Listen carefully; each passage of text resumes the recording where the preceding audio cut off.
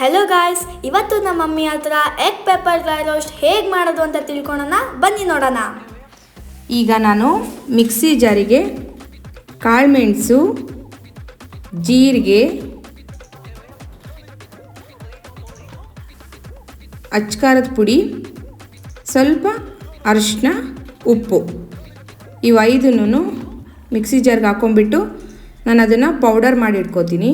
ನಾವು ಈ ರೆಸಿಪಿ ಮಾಡೋಕ್ಕೆ ನಮಗೆ ಎಷ್ಟು ಮೊಟ್ಟೆಗಳು ಬೇಕೋ ಅಷ್ಟನ್ನು ಫಸ್ಟು ಬೇಯಿಸ್ಬಿಟ್ಟು ಕಟ್ ಮಾಡಿ ಇಟ್ಕೊಂಡಿರಬೇಕು. ನಾನಿಲ್ಲಿ 5 ಮೊಟ್ಟೆ ತೊಗೊಂಡಿದ್ದೀನಿ. ಈಗ ಇದನ್ನು ಪೌಡ್ರ್ ಮಾಡಿಕೊಂಡು 5 ಇಂಗ್ರೀಡಿಯೆಂಟ್ಸ್ನ ಒಂದು ಪ್ಯಾನಿಗೆ ಎಣ್ಣೆ ಹಾಕ್ಕೊಂಡು ರೋಸ್ಟ್ ಮಾಡೋಕ್ಕೆ ಫ್ರೈ ಮಾಡಲಿಕ್ಕೆ ಸ್ಟಾರ್ಟ್ ಮಾಡೋಣ. ಈಗ ನೋಡಿ, ಎಣ್ಣೆ ಸ್ವಲ್ಪ ಕಾದ ತಕ್ಷಣ ಸ್ವಲ್ಪ ಸಾಸಿವೆ, ಕರಿಬೇವು, ಹಸಿಮೆಣ್ಸಿನ್ಕಾಯಿ ಈ ಮೂರನ್ನು ಎಣ್ಣೆಲಿ ಹಾಕ್ಕೊಂಡು ಚಟಪಟ ಅಂದ ತಕ್ಷಣ ಎಗ್ ಹಾಕ್ಕೋಬೇಕೀಗ.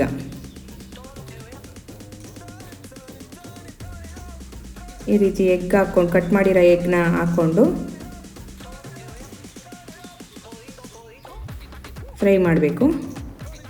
ಸ್ವಲ್ಪ ನಿಧಾನವಾಗಿ ಅವನ್ನ ಟರ್ನ್ ಮಾಡಬೇಕು, ಇಲ್ಲ ಅಂದರೆ ಆಯಿಲ್ ಸ್ವಲ್ಪ ಕಡಿಮೆ ಹಾಕ್ಕೊಳ್ಳಿ, ಜಾಸ್ತಿ ಹಾಕ್ಬೇಡಿ. ಜಾಸ್ತಿ ಆಯಿಲ್ ಹಾಕ್ಬಿಟ್ರೆ ಹೌದು ಫೋಮ್ ನಾನು ಸ್ವಲ್ಪ ಇಲ್ಲಿ ಆಯಿಲ್ ಜಾಸ್ತಿ ಆಗಿದೆ. ಈಗ ನೋಡಿ, ಅದು ಗಟ್ಟಿ ಆಗೋವರೆಗೂ ನಾವು ಜಾಸ್ತಿ ಅದನ್ನ ಶೇಕ್ ಮಾಡಬಾರ್ದು. ಅದಾದ ತಕ್ಷಣ ಈ ಮುಂಚೆನೇ ಪುಡಿ ಮಾಡ್ಕೊಂಡಿರೋ ಪೌಡ್ರನ್ನ ಹಾಕ್ಕೊಂಡ್ಬಿಟ್ಟು ನಿಧಾನವಾಗಿ ಕೈ ಆಡಿಸ್ಬೇಕು.